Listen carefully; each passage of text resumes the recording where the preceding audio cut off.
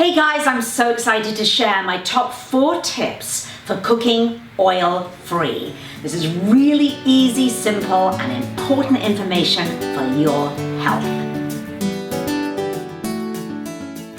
Alright, so more and more I am now beginning to cook oil-free. I have to be honest with you, I used to use a lot of oil when I was cooking. I was under the illusion that olive oil was really healthy, so I would slop it in while I was cooking, after I was cooking, tastes delicious.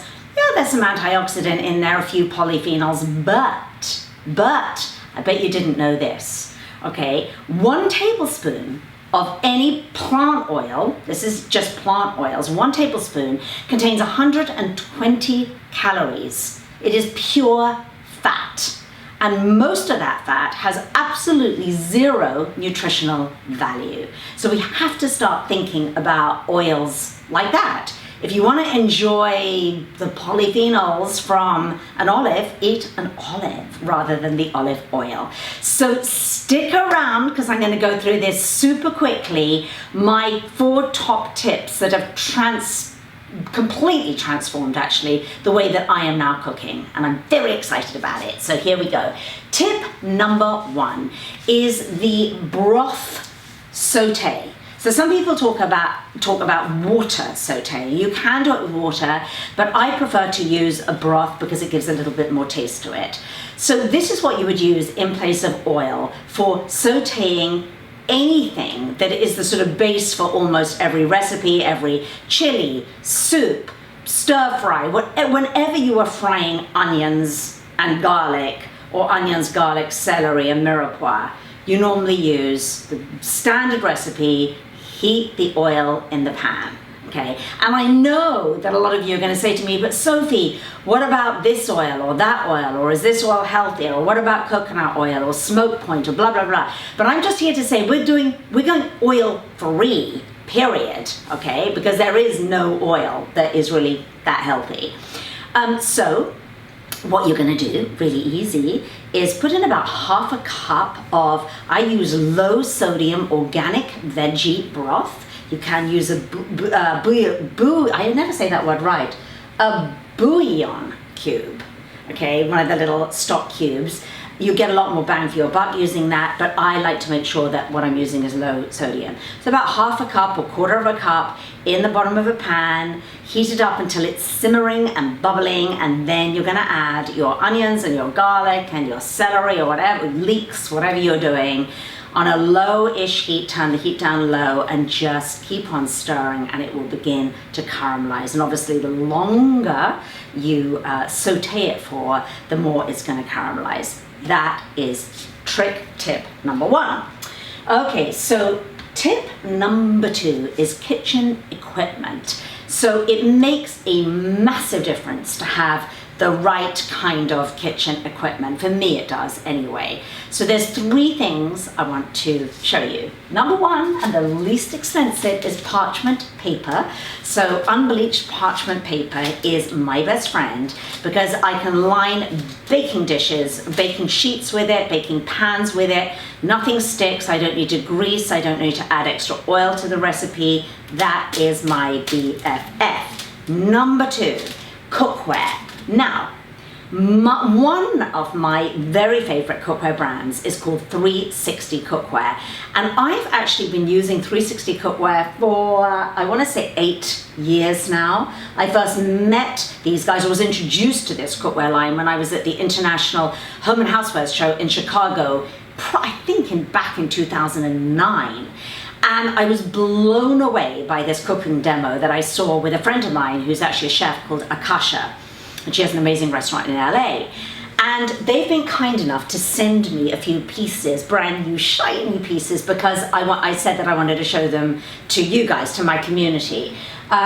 So why I think they're so amazing for oil-free cooking, and they're the only ones that I use for oil-free cooking, and I hope I'm getting this right, 360 Cookware, is that they are made with 3 layers of basically kind of surgical steel.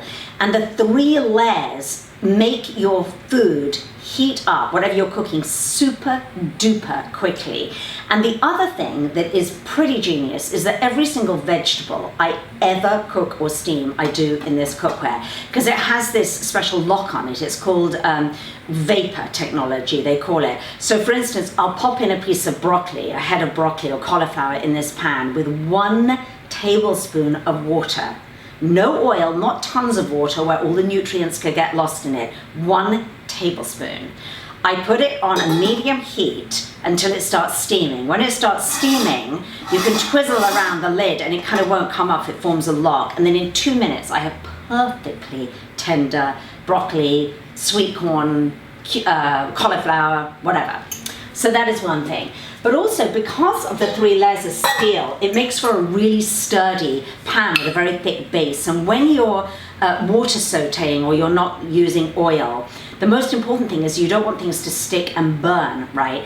And I don't love using non-stick cookware. I'm very wary of it because obviously it can leach. There are some brands that are better than others, but I prefer steel because it's 100% safe. So they have a number of different saute and frying pans. This is the little baby one that is very cute. Oh, if you were ever going to get any cookware from them, by the way, and you just wanted to try it out, this pan, it's a 1 quart saucepan, and this is the workhorse of my kitchen. So that's what I would recommend. 2 other, oh, and I hope I get this right, but they are offering for you, my community, 20% off or anything, any cookware on their site. It's for a limited time only, and the link, the coupon, excuse me, is below this video. I think it's Sophie20, but it's below the video, okay? So take advantage of that, because this is like stuff that you should get for wedding gifts. It's an investment. It is not inexpensive, flimsy cookware, I'm gonna be honest with you, but it's a seriously good investment if you are a cook, if you like cooking. Slow cooker, that's another piece of kitchen equipment that is going to take the oil out of your cooking completely. Stews, soups, chilies. I've got videos out there on YouTube. Check some of my other videos. But a slow cooker is magical, because when you slow cook something, then all those flavors intermingle and you don't need the oil. And because it's slow, it's not going to burn and you don't need to saute it. And then the other thing is an air fryer. Okay, this one, there are lots of different air fryers at different price points out there. This one is the Philips one. It is a little pricier than some of them. Don't know why I got the one that was a little pricier, but I don't know. Don't ask me, but I just did. But I'm loving it. I've had it for a couple of months now. I have done sweet potato fries. I've done buffalo cauliflower. What it's really good for is if you're into vegan cookery like me, you're going to be cooking a lot of tofu and tempeh, and you want it to really crisp up. And it's difficult to do without a ton of oil in a frying pan. And the other thing is things like eggplant that soak up an enormous amount of oil. Have you ever tried frying or baking eggplant? You're literally globbing on that oil because it soaks it up like a sponge. Not so with an air fryer. I cooked the other night slices of eggplant in this, 0 oil, and it was delicious. So I highly recommend investing in an air fryer. And as I said, I think you can probably get a less expensive model than the Philips. I haven't tried them, so I can't vouch for them. Philips, so far, so good. If it breaks down, I'll let you know. And tip number 3, low and slow. Okay, so in your oven, you want to think okay, so this is what I want to show you.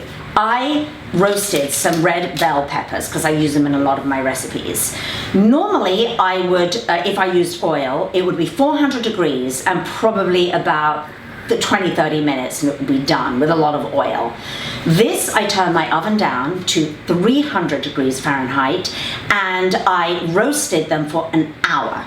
No oil, and I had exactly the same result. Exactly. Charred, softened, slightly shriveled, which is where you want your roasted veggies to go. Perfection. So always think low and slow.